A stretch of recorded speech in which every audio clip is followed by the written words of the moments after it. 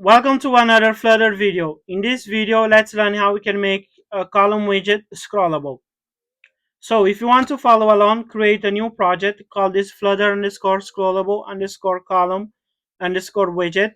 And then inside of your lib folder, create a new subfolder, call this page, and create this file right here, home underscore page.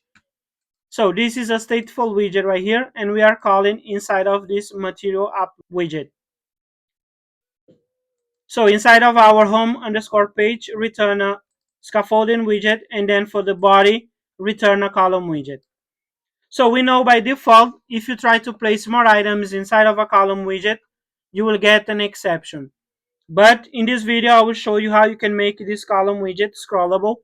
So for that, instead of returning this empty list, let's use the List.generate, and then let's create a few items for our column widget.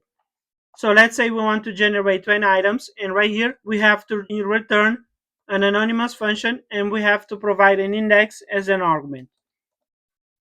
So then let's return right here a widget. Let's use the ListTile widget, and then let's use the title property, and this will be a text widget. And then for the text, let's do a string interpolation. Let's call this item, and then $, and then call the index.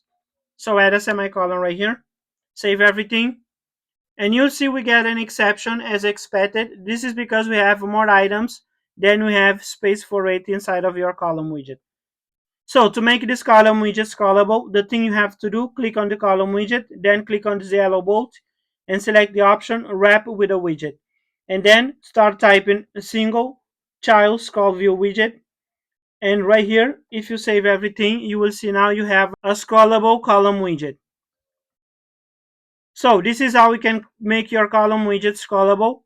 One thing before we finish this video, if you wrap this ListTile with an expanded widget right here and you save, you will see you will get this exception. This is because the SingleChildScrollView expects a fixed height for its child. So when you use an expanded widget, you make the items inside of your column widget flexible. There is a way to solve this problem, but if you want to learn how, first of all, you have to subscribe to our YouTube channel, because I will post a video only for the people that are subscribed to our YouTube channel. So this is it. If you find this video useful, give a like, and see you on the next one.